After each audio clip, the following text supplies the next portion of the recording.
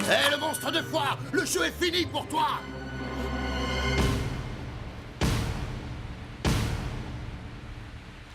Mais c'est pas très réglo, ça, tu sais, tu triches. Bonjour amis otaku. Pour cette troisième revue, je vais vous parler du premier anime que j'ai vu, Elfen Lied. Alors c'est un anime sorti en 2004 d'un format assez court de 13 épisodes, et adapté du manga du même nom. Je vais le dire d'entrée, c'est sans doute l'une des pires adaptations qui m'a été donnée de voir. Autant le manga est une réussite, autant l'anime est bâclé, et tout comme Hellsing s'éloigne très vite de l'histoire originale, même si c'est dû au fait que l'anime a été achevé avant le manga. On va pas non plus pousser mes mains dans les orties. Lucie, ne fais pas ça! Au niveau du scénario, l'histoire s'attarde sur les relations compliquées entre les Diclonius, une évolution sous-entendue de l'Homo sapiens, et ces derniers. Alors évidemment, c'est très violent, c'est trash, c'est gore et c'est glauque. Bref, c'est japonais. À propos des personnages, il y a du très bon et du pas bon du tout. Principalement, on a une mutante schizophrène et psychopathe avec des cornes sur la tête et adepte de la découpe. Un chialeux lâche et faible, aussi charismatique qu'un ripin. Oui, j'ai emménagé aujourd'hui. Une fille si inutile qu'on se demande bien ce qu'elle fait là. Ça ne devait pas se passer comme ça. Un soldat brutal qui résout tout par la violence.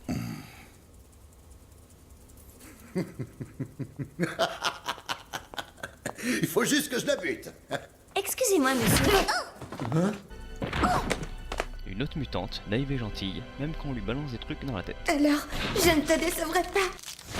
Et l'indispensable petite fille démoniaque, comme on en trouve généralement dans tous les films d'horreur, et qui fait flipper tout le monde. Je me sens mieux. On devrait peut-être prévenir. Alors là oui, c'est pas terrible du tout. On a le droit à l'insupportable anti-héros cliché qui passe son temps à couiner et qui se convainc lui-même de son inutilité et de son impuissance. Oui, moi aussi. Soyons prudents. Je ne fais pas du tout confiance à la police. Les seuls personnages vraiment intéressants sont la bien nommée Lucie et sa collègue Nana. Tu ne vas pas me tuer, moi aussi. Pour l'instant, je n'ai pas eu à tuer qui que ce soit de notre espèce. Alors en ce qui concerne le titre, Elfenlied c'est de l'allemand, et ça se traduit par chant elfique ou chant des elfes. Alors rien à voir avec ces elfes-là, ni avec cela d'ailleurs. À l'origine, c'est un poème d'un écrivain allemand du 19e siècle, Edward...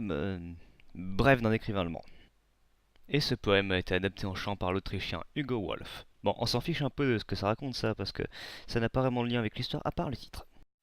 Pourtant, ce chant est utilisé dans le manga et est habilement remplacé par une boîte à musique dans l'anime, qui a le mérite de posséder une très belle OST, qui est d'ailleurs le plus gros point fort. Et oui, cet anime a la particularité de mélanger ce qu'il se fait de mieux, et bien sûr ce qu'il se fait de pire. Les sous-vêtements. L'aspect ecchi, avec les personnages souvent dénudés et ou dans des situations subjectives, est un gros point faible. C'est du fanservice à outrance et à mon avis, ça plombe l'ensemble. Heureusement, on a le droit à du très bon comme l'intensité dramatique très présente et qui fait tout l'intérêt de l'histoire.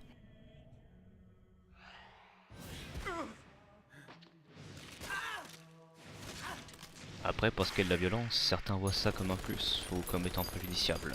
Mais je pense que cette violence a sa place, comme dans cette incroyable scène d'ouverture, et que de toute façon ça appuie la réflexion. Oui, dans Elfenlied, il y a une vraie réflexion, contrairement à l'immense majorité des animes où on nous prend pour des jambons. On voit apparaître des thèmes comme la fatalité, l'intolérance et la monstruosité de la nature humaine. C'est sûr, les Diclonius massacrent les humains par nature, mais quand on voit comment ils sont traités, on se demande qui sont les vrais monstres. Un dernier mot au sujet de la fin de l'histoire. Non, je ne vais pas spoiler, car le spoil est pour les otaku le crime ultime, qui devrait même être puni de mort. Bref, c'est pour dire que la fin de l'anime est désastreuse en comparaison avec la fin du manga, que je trouve tout à fait génial. Bon, pour conclure, je peux quand même dire que cet anime a eu un certain succès, vu qu'il s'est exporté jusqu'en France. Malgré de grosses lacunes et de gros points d'or, je pense qu'il y a quand même quelque chose derrière.